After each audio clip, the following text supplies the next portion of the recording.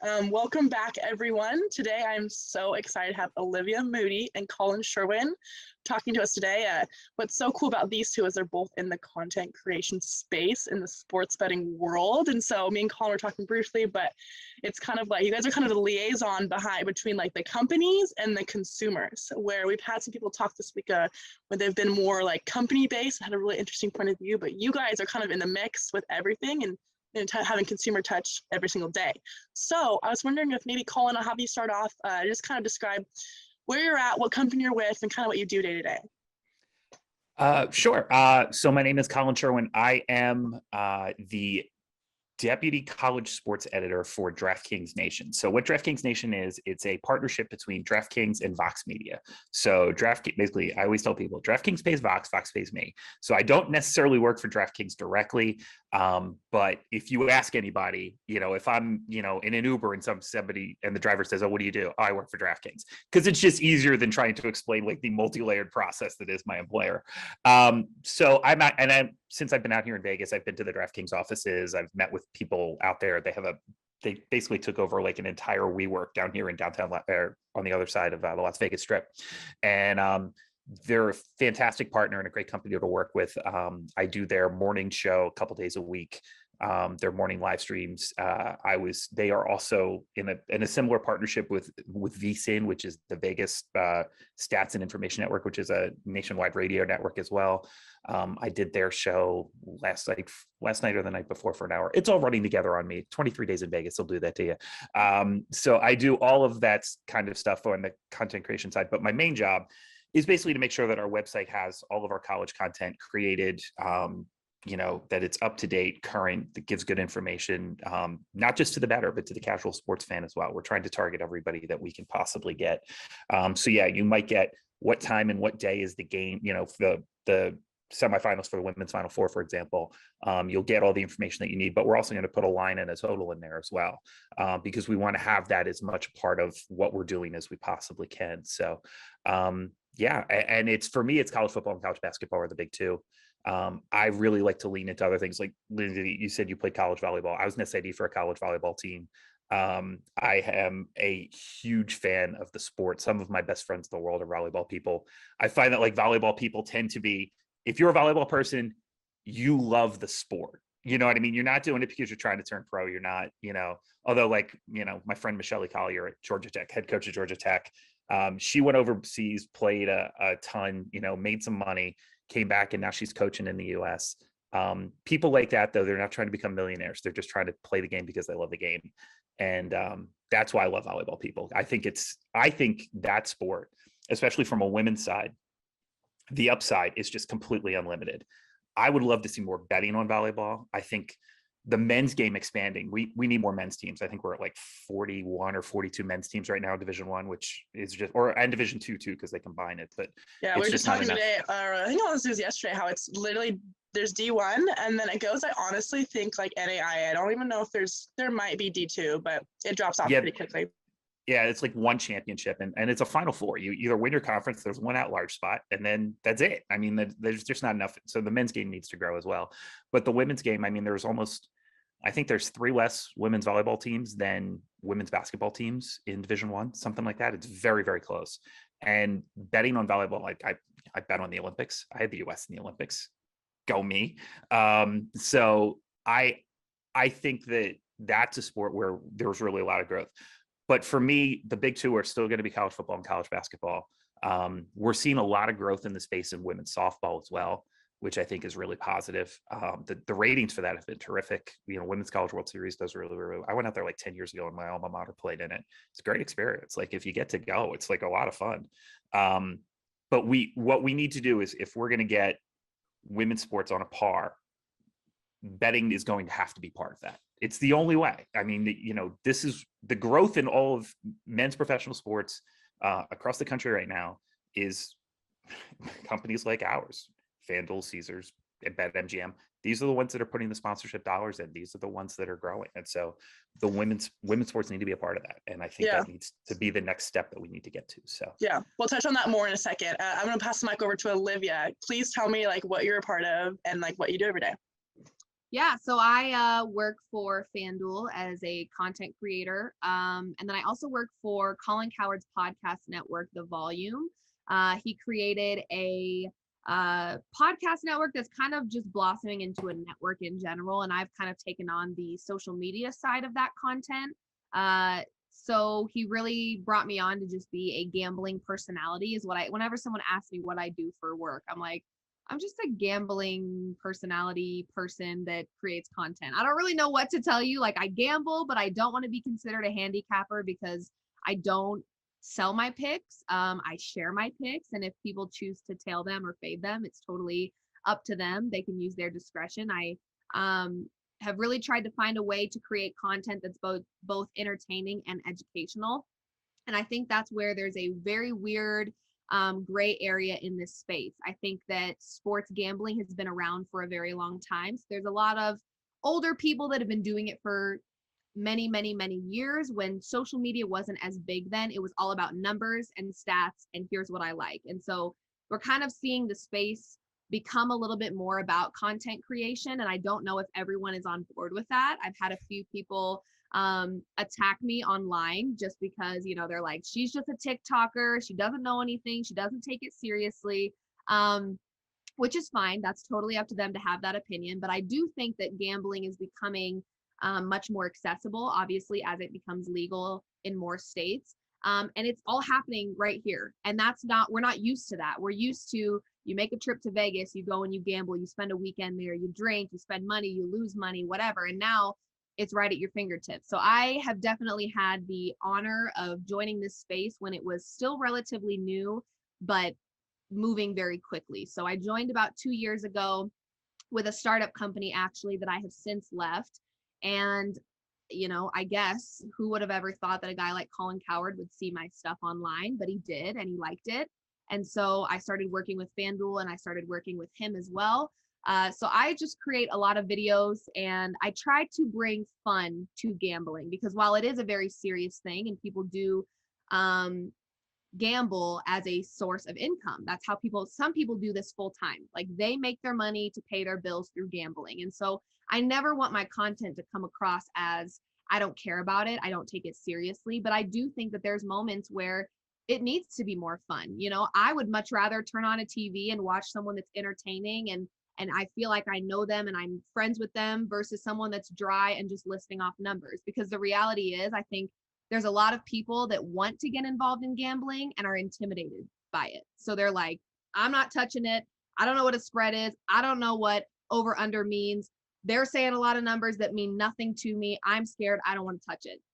And I think if more people gave it a chance, they would realize, oh my God, this is so fun. I think when COVID hit, we realized how much we just depend on and love sports because when the world shut down, I think the world officially shut down when sports shut down. And I don't mean any disrespect. Obviously, the virus was still very important and it was making people very sick. But I think after Rudy Gobert in the NBA, that was the moment for me where it was like, oh my God. Like once sports was done, it was like, what are we supposed to do? We're like running around like chickens with our heads cut off. So I think a lot of different companies and businesses actually failed during COVID, but I think sports gambling, it was very beneficial, kind of a blessing in disguise, the whole COVID thing, because it was the one way that fans could still stay engaged and involved in sports. When we weren't allowed to go in the arenas or the stadiums, gambling was our way to stay involved, right? Like you got excited. When you've got money on a game, you're watching that game a whole lot differently. And I have learned that many, many times that my passion for sports is like tenfold when I've got money. And I don't care if it's $10 or $100. It's money to me. So I'm like totally invested.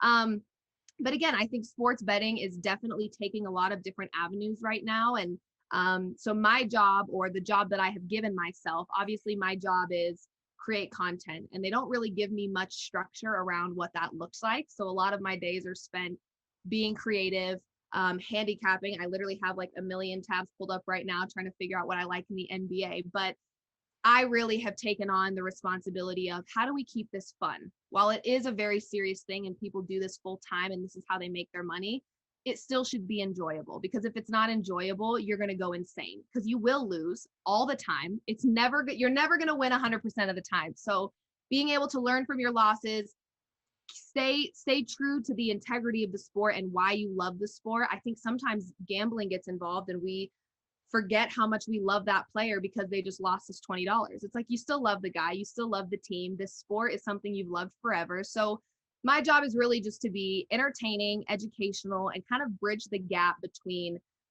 the people that have been in this industry for forever and the people that want to be in it but are scared to be in it. And that's just consumers or people on camera, whoever it may be. But I think it is very intimidating at first. Like, my mom's like, wait, so the underdog is plus? Plus means good. Why is the loser going to be plus? I'm like, listen, don't overthink it, Mom. Let me just break it down for you. So I like being the person that kind of bridges the gap between the degenerate better and the professional, I've been doing this for 20 plus years better, because I think whether the 20 plus years people like it or not, gambling is changing and growing very quickly, and a lot of new faces are coming in and trying to get involved. And I think the more the merrier. That's how I see it. I love, when people come up to me and they're like, hey, are you Live Moods? Do you bet on stuff? I'm like, yeah, I do. I don't really, that's not my full identity, but I guess, yeah, that's what I do. And so I love it. And yeah, I'm just trying to be an entertainer as well as give credible and insightful bets and share my research and whatnot. But more importantly, just bringing people in and entertaining them and keeping it fun and exciting. So that's awesome. Yeah, I think that's kind of a perfect segue. I'm going to have Stacey kind of introduce what she's doing with the group and kind of what her role is in the sports betting industry. But your idea of like getting people in the industry in an easy to understand way kind of perfectly segues into what Stacey's doing. So Stacey, I'll pass the mic over to you. Absolutely. And I will not take up much time because I want to give the floor to our guests, because I have all these questions I want to just jump right into. So really quickly, my name is Stacey Wilson, and thank you all for joining. I'm super, super excited. I sort of fell into the world with a passion for sports betting when it started becoming legal 2018, 2019.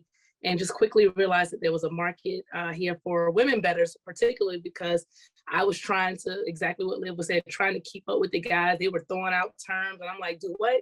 And then I would listen to them talk about a bet, but by the time they were done with the conversation, it would be another bet. But they talked themselves out of some of the bets, but I was getting enough information to bet myself. And so then I started winning. And then when I started winning, then they started paying attention to me like, wait a minute, what made you pick that again? Or what was, I was like, really, the information you gave me helped me make the pick, but you talked your own self out of that pick. And so it just became, like you said, Liv, it was really fun and exciting. And then DC legalized sports betting, and then they made a really unique opportunity for the small business owner to be a sports book operator. And so I've sort of started to veer from being a bettor to being more of the bookmaker side and trying to take advantage of that opportunity in Washington, DC. But I really want to make a comfortable lane for women bettors and a place where they can learn and figure out the space and be a part. I have a lot of finance ladies that are in this group, and we understand money, we understand stocks, we understand, just typical traditional finance. Why are we having such a hard time catching on to some of these terms? And so we're trying to relate it to things like, well, when Candy did that to Nene on Housewives, that's kind of like the underdog. So like just trying to relate the terms to things that make sense to our world. And so we're finding that that's catching on. But then at the end of the day, my technology platform is looking at just doing the straight bet, just being able to say, Liv, I think the Bucks are gonna lose, and I want to bet you $50. Just bringing back the traditional straight bet. You don't need to know a lot of term social betting scene. That's where I'm really trying to focus in on, letting the sports betting wager lane have its lane, but how do I bring in back the social betting component into the space where people may not be able to catch all this term, but they just want to bet somebody a straight bet. So I really want to focus on making that social betting straight bet experience one of the best experiences in the market. So that's me and my group and how it sort of all came together. And then I'm also an AKA, and a lot of my sorority sisters who are not on the call now last year heard about my vision in the space. They started hitting me up about March Madness. So this year I dedicated March Madness to the time where we could get together and make picks together. And it's really been really fun and exciting. We won our first big open parlay, and it got our momentum and juices going. But then we experienced a loss. And then we're going through the emotions of being afraid to bet again because we don't want to lose. No one wants to lose. And so we're going through that emotional roller coaster right now and just learning as a group. So again, we appreciate you all taking the time to just spend with us today. Of course. Yeah. So I kind of want to kick it off. So basically, this group is a women's sports betting group, and we've been really interested, kind of looking into like the stats on how women bet versus men, and we've seen it like firsthand, like the way that we break down the bets, and we want to think through these things and make really great. So basically, like we've been doing all this research on this stuff personally, and then also just like on the internet, and there's been statistics that women like on average like bet better percentages than men. I kind of want to hear your guys' thoughts on maybe why, just kind of from personal experience. Yeah. And if you agree.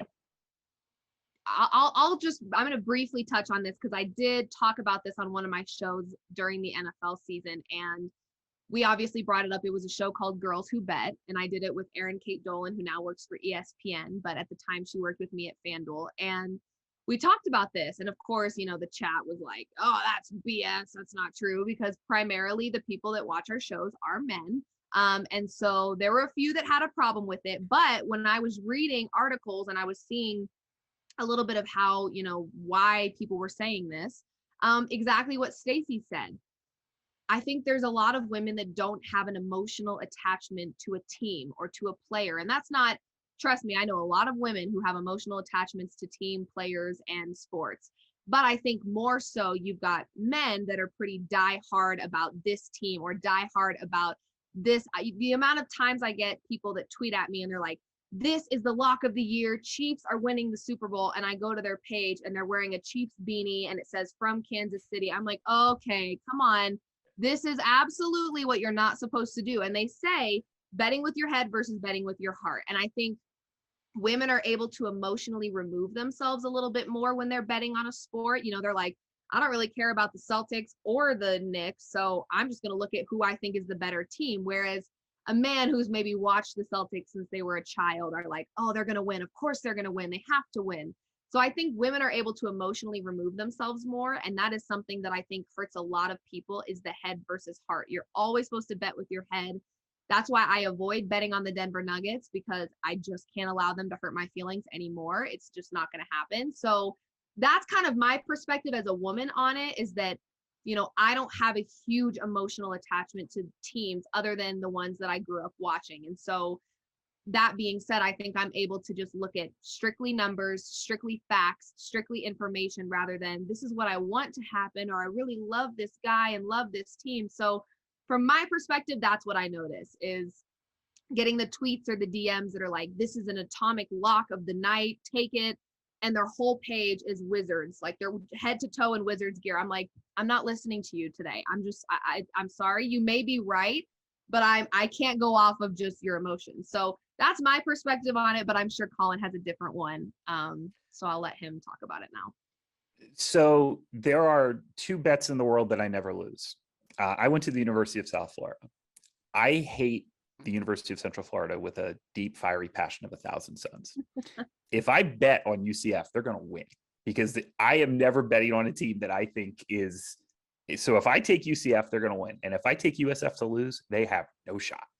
Because then if I can see it from that perspective and bet against my own team and bet for it. So I just have a standard rule, which is I don't bet against. I don't fade UCF ever, because that could be some of my internal bias getting in there. I don't have a lot of rules. I'm pretty level-headed on this kind of stuff. I do win in the long run. You might not know that from the first week of the NCAA tournament, where I got just hammered. That happens. But then I'm out here in Vegas with all the other like theoretically smart guys, and we're all getting killed. And so I'm going, oh, okay. Well, as long as everybody's St. Peter's. I know. And in fact, I'd like to thank the University of North Carolina for helping me get out from all the St. Peter's fading that I did in the first 3 rounds. They ran hot. Purdue was terrible, and it happens. Anybody who thinks you're going to win 100% of the time. Look, the number is 52.4%. If you're at 52.4% on minus 110, you're going to break even. So all I'm trying to do, I'm not trying to win 100%. I'm trying to win mid 50s, high 50s. That's where I'm trying to get to. If I can get to 60, hey, that's just free money in my pocket. You know what I mean? But anybody who thinks that, the two things that I think most people miss about what we do is that you're trying to win every game. You're not trying to win every game. You're trying to win you're trying to get as much action down as you can at where you see an edge, and also beat the number. The big thing is when these numbers come out, they are wrong. most of the time. And you need to figure out why that number is wrong, where that number is going to go. And it's called closing line value. You want to beat closing line value. And I think terms like this, these can be super intimidating for like somebody who's coming in off the street and I'm going, oh, well, North Carolina opened 8 and it closed 6.5. And they go, well, what does that mean? I said, well, if you got them, if you have them at 8, you'd much rather have them at 8 plus 8 than plus 6.5. Things like that. You want to try and make this a little bit more accessible for people. And I think that's kind of where the space needs to go. I think people like, Olivia are probably doing that. You're sort of like that transition where you're showing people, okay, well, this is how, I'm picking this game, but I'm trying to win in the long run. And to win in the long run, you need to have proper strategy. You need to have discipline, bankroll management, the basics of being a sports bettor. I think calling people out for picks over a short sample is just one of the things I see on Twitter all the time. And I'm just like, oh my God, what are we doing, people? Like, what are we doing? This is not, I've had bad weeks. I got smoked the first week into the NCAA tournament, smoked. And I'm like the expert college bettor. This is like, what I mean? I'm a winning player. I gave back almost 30% of my profit for the season in about 4 days. You know what I mean? That's going to happen. And you can't worry about it. It sucks. I got a little bit back last weekend, but you can't worry about the short term and trying to explain to people, it's not who, and compare lines, one place has it 8, one place has it 7.5. Take the 7.5. You know what I mean? Like find the right number. These are the strategies that people need to start implementing. And these are the things that if people are going to take it seriously, that's how you want to get that information across to people. Yeah, I think it'd be awesome too if like the two of you guys kind of segue into just like common things that like the average or beginner sports bettor like need to avoid like when entering the space. Oh boy. I would say bankroll management's probably the big one. You know what I mean? Like if you're just, if you just want to bet on a game and you want to put $20 in a game, that's fine. You know what I mean? You don't need a bankroll for a $20 bet. But if you're trying to do this a little bit more seriously, if you're trying to make a few bucks on the side, if you're trying to have some action on multiple things, I would say that making decisions based in your reality, which is you shouldn't be betting basically more than 3-4% of what you have available in a game. So if that means you have $500 available, maybe you're betting at most $20 on a game until you show that you can win in a long term, in a longer fashion. And then the when to bet. I think this is the thing that most people miss. These lines come out basically at the same time. For me, college football, 11 a.m. Pacific on Sundays is, college football is my bread and butter. And for me, like that, when that circuit number opens at 11 a.m. Pacific, I'm just smashing buttons, like, because I've already done my work that morning, factoring in last night's games. I got my spreadsheet out. I got where I think the number should be.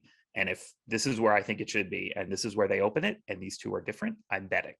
And it's that simple. You know what I mean? So getting ahead, I think, is the other thing. By the time 5 minutes before tip-off, especially in like an NFL game, like 5 minutes before tip-off in an NFL game, that number is so sharp it could stab you.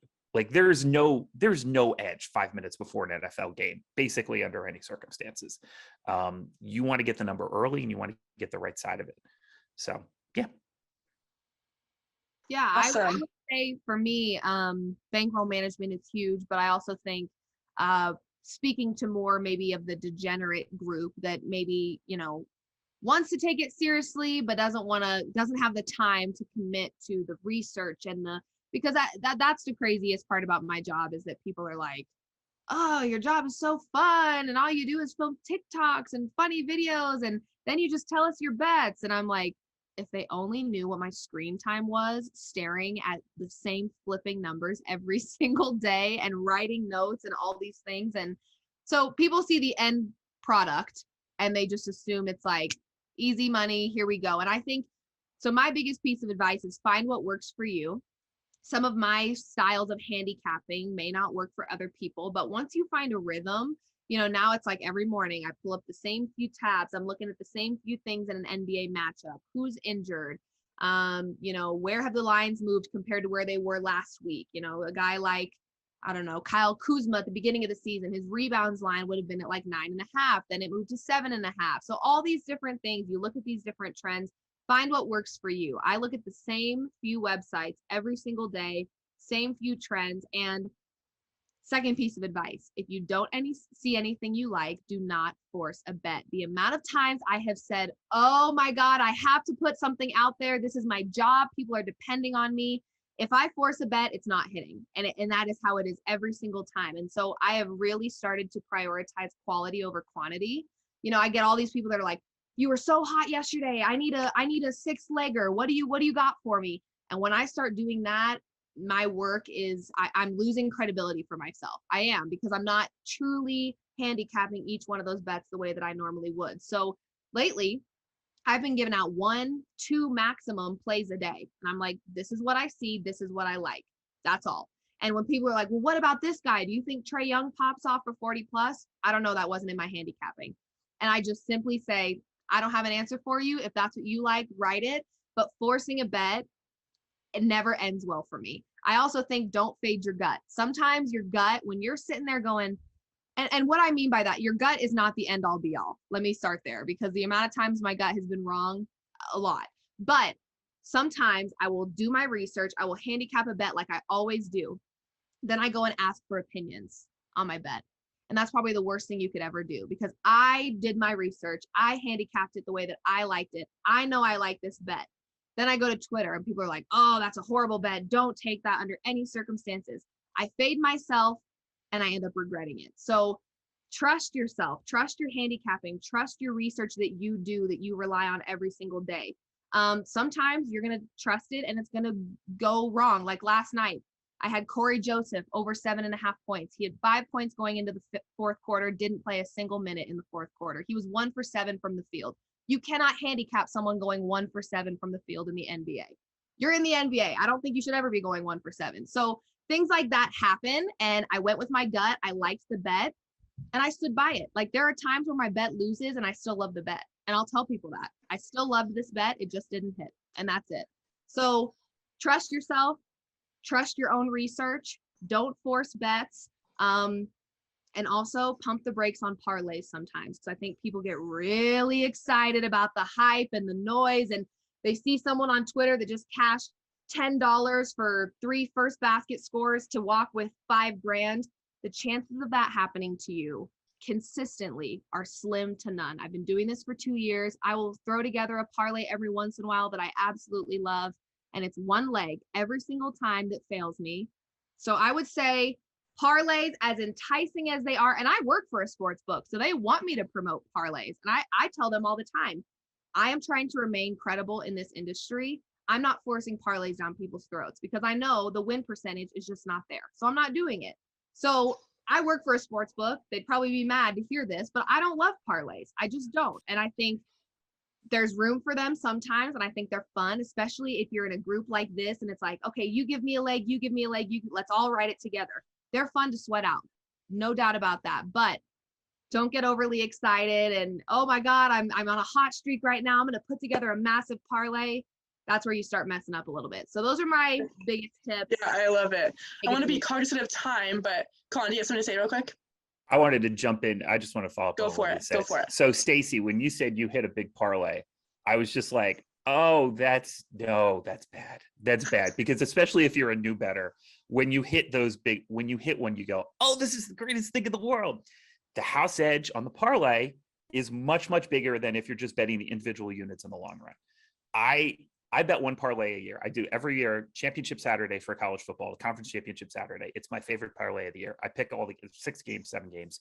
I pick them all and I throw it up on the board. And I'm like, one year I'm going to hit all of these and I'm going to scoop and it's going to be great. That's the one a year I do. Look, it's baked in right now. You're paying -110. Pay the -110. That's okay. You can beat that if you win 52.4% of the time or better. That's all you're trying to do. But just individual games, game. The more action you get down that is beating that 52.4%. And like Olivia said, don't force it. There are going to be times when like the number's right.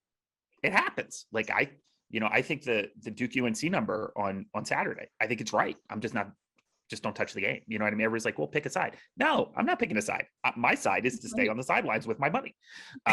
So that's my side. Watch you guys bet. I'm not betting this one. Exactly. Yeah, Right. yeah. I mean, I wanted you to actually guys go into what are your thoughts going into Final Four? You kind of touched on it, Colin, but maybe Olivia too. Yep. Yeah, I don't love either of these games. I think there's too much variance with Villanova right now with Justin Moore out. I would have loved Villanova at this number if Justin Moore was playing. I think that's a great spot, but unfortunately he tore his Achilles and he's their second best players, or at least second best guard.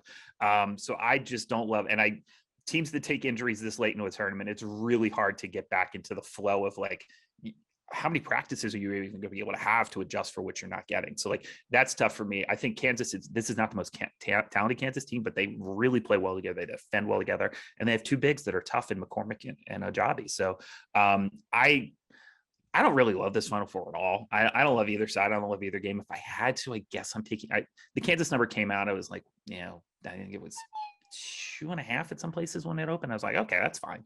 But I don't love this Final Four at all. I don't think it's great.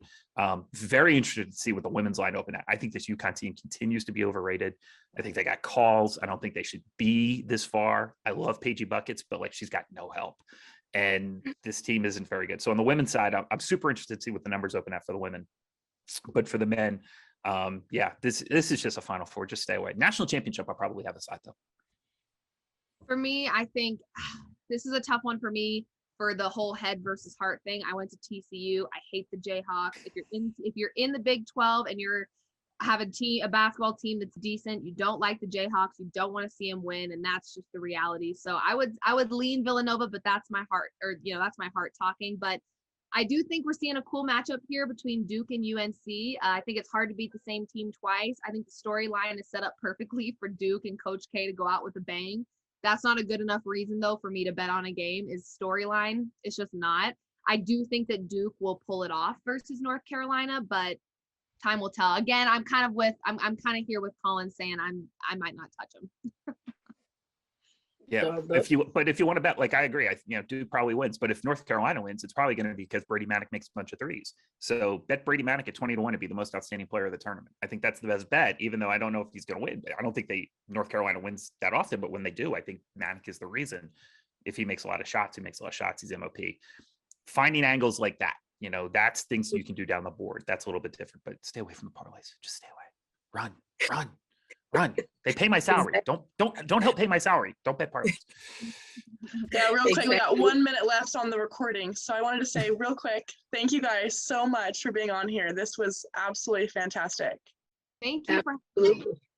And hopefully we can keep you updated as a group and maybe have you guys come again, maybe for the next sport. What's the next sport that we should be looking to after March Madness? Baseball. MLB is kind of, obviously during the summertime. I go for the hot dogs and I don't really go for the betting. So I'm not a good person to ask about MLB betting on anything, but NBA playoffs. I love the NBA, so I'll be excited about that for a while. Awesome. I'll be zigzagging some NBA, and some college baseball futures is a really good spot. That's a bad market. You can make a lot of money in college baseball futures. I might have hit a 50-1 ticket last year, which felt pretty good. So yeah, you can do it. That is Yeah. Okay. All right. Awesome.